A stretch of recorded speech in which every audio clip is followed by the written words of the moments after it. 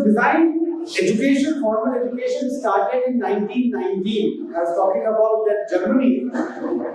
They started in Bauhaus School of Design, and it was more centric to the product design and furniture design, where we're talking about easy to use, safe to use, easy to make, and this was in second industrial revolution. This design, which we are knowing about and which is going on, was formally launched during the second industrial revolution. And this mass production term was used for consumption, consumer. So now the challenges have come when we are consuming the products meaning material from the planet. The complex issues of environmental hazards started coming in. So design so far was very much recognized by designers, the fashion designer name, the label designer, and it became a very ego-oriented that if I am wearing this garment from this designer, meaning I am something super person or something. But I think this ego-centric design has to shift into eco-centric design. The shift has to happen from ego, and you guys are the most appropriate time, the country which is most exciting time, I'm saying that you don't hesitate to choose career as design, because design is not, as it was mentioned, for the textile or beautification or luxury or ego. It is really going to be a very, very complex problem of the better quality of life in the planet Earth. So your role becomes very, very important, and this linear economy, which was there, take, make, use and throw, has to get into circular economy. Nature has zero waste. Have you ever thought that any waste is there in the nature? If things, even the leaves are falling, it becomes a food for the earth. If all the creatures which are there on the planet Earth are somewhere having a system which they are operating. So I think the design has to follow really the Mother Earth, the planet Earth, to see that the way nature has zero waste, how we can really create this linear economy, the circular economy where there is no waste. Point two is that the challenges which are there, the country has to grow economically. When you grow economically, the sustainability aspect of the materials and the energy comes in. So economy is a challenge, ecology is a challenge, and the third challenge is technology. The technology where the IT, the way it is going, the fourth industrial revolution, where physical, digital, biological boundaries are merging and artificial intelligence is coming in. So design, which was very consumer-centric, became the user-centric, with Archana mentioned, then it became the human-centric, and after the COVID, we started talking planet-centric or humanity-centric. So we have to take care of each and everything, and that is the way I think it has to go. But technology is enabler. Technology is the solution, no. Technology is, the definition of design is contextual use of technology is design. So the context becomes very important. The context is so important that how you are making. And I would urge for the school people, I would urge all the schools that please set up wherever you are your city design lab. Why I am saying is that Dr. Chaturvedi mentioned today that today's citizen is today's student is today's citizen. I think all of you need to find a solution for the better quality of life in your city.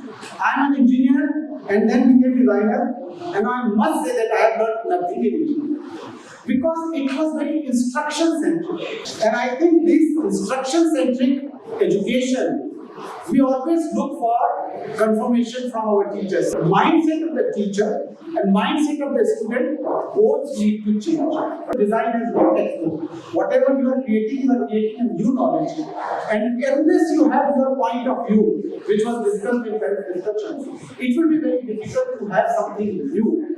Otherwise, we will be just doing incremental things and we will not be having the breakthrough innovation. So have your own point of view, have actually the courage to talk about and defend your point of view. You cannot say that, why have you done this?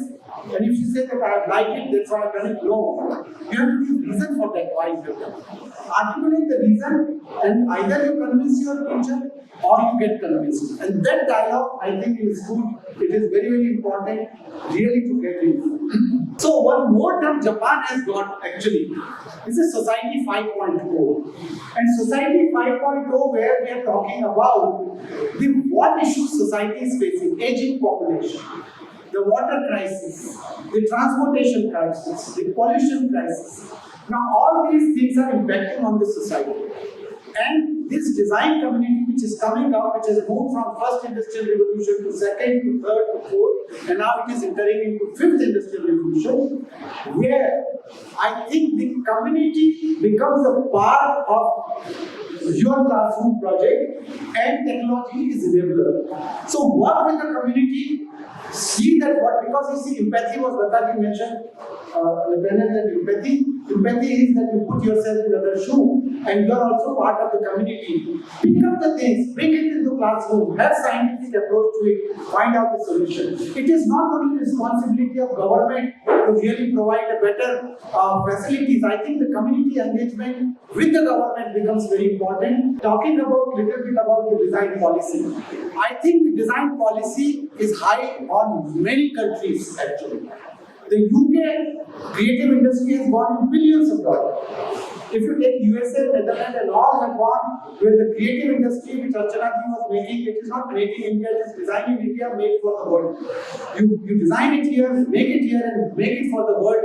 I think that is the way I think one has to really look into, and design policy certainly will play a very important role, and we have to see that how we integrate design in a various developmental activities. Now some students might be confused about whether I should become engineer or whether I should become designer. My earnest request is that if you have a really some kind of creative ability, working with hands, drawing, working with the hard material and all, I think you must choose the design discipline, because design discipline in future is going to give lots of opportunity to address the complex problems of systems way. And those complex problems, designer will become a center focus.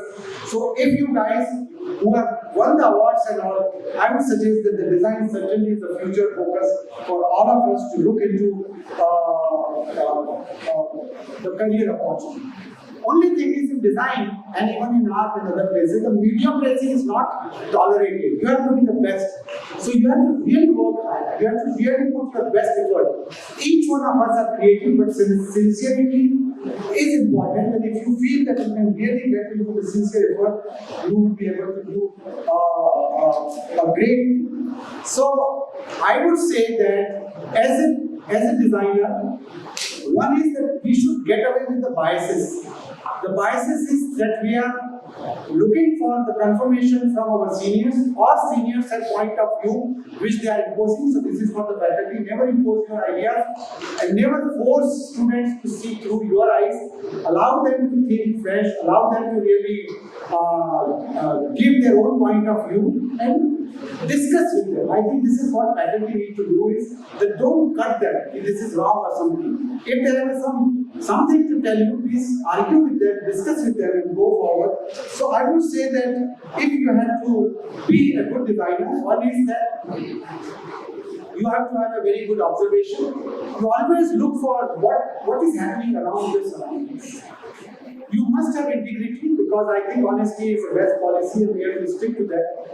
And sincere effort. So optimism, observation, sincerity, if you bring it, because optimism also very important, because today everywhere you see the negative aspects are there. The news you see there is negativity. home you see that there is always talking about kuch nahi chal raha hai. As a designer, you have to be very optimistic. And optimism is that we will do it. If nobody else will do it, that meaning as a young person, you have to have that kind of focus on we can take it forward. So optimism, sincerity, hard work, if these are the aspect, and if you can bring it in your personality, I think you can conquer the world. I will not take more time because it's a bit humid and you must be very uncomfortable and it might be lunchtime. But I will say that don't get confused. The creative industry, it is a time for India. Any economy, when it develops, the creative industry develops. And this country has 5,000 or more than 5,000 year old civilization. There is a lot to learn from the diversity of this country and a lot to learn from the culture of this country. Believe in yourself, believe in your culture.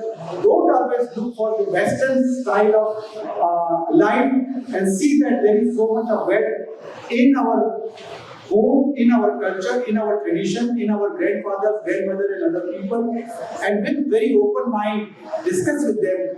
There are lots of jewels are there where we may say that they are illiterate, but there is so much of wisdom which is there in farmer or in your grandmother or anybody.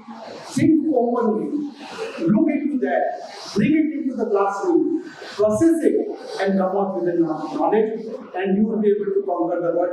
I'm very sure that these kind of things will take forward, will be great impact in the future. So all the best people who have won the prize, congratulations to them, and please have this creative working with hand, social problem solving by the students. Bring that kind of lab in your schools and college.